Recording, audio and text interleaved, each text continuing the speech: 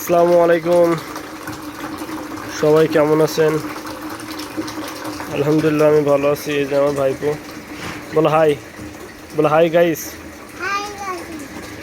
বলো আমাদের মুরগি বড় হয়ে গেছে।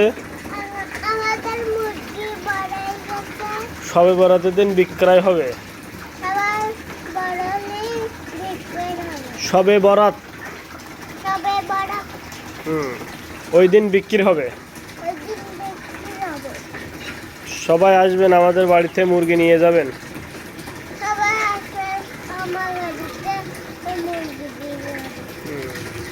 এই যে দোকান থেকে আসলাম, মুরগির লিটার পাল্টায় উল্টাই দিলাম।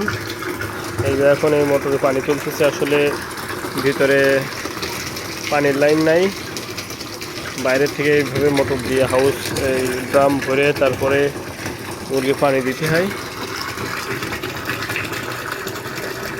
চারিদিকে শুধু সাদা আর সাদা।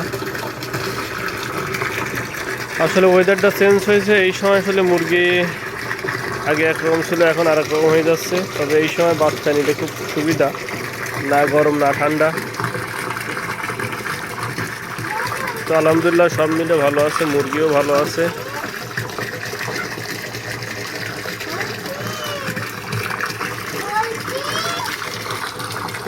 এই যে আমার ভাইপো, এই মাঝে মাঝে এসে দেখে মুরগির কী অবস্থা। এখানে পাকা ফার্মার বানাবো, একদম পাকাপোক্ত ফার্মার। আলহামদুলিল্লাহ আজকে বয়স হলো 29 দিন। মুরগির আসলে ও গরুতে এরকম ওজন দেওয়া হয় নাই, অনেকদিন মাপা হয় নাই, বাড়ি মিঠা নাই। নতুন একটা দোকান দিচ্ছি কদমতলা বাজার, এখানে সময় দেওয়া হয়।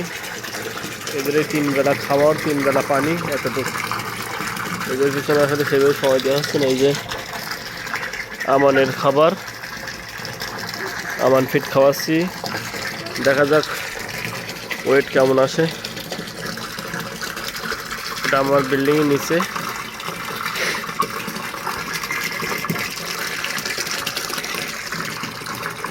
তো সবাই দোয়া করবেন, এটা ইনশাল্লাহ সবে বরাতের দিন বা সবে বরাতের আগের দিন ছেড়ে দেবো। কি হয়, কেমন হয়, লাভ কেমন হয়, ওজন কেমন হয়, ইনশাল্লাহ সবাই জানাই দেবো। ধন্যবাদ।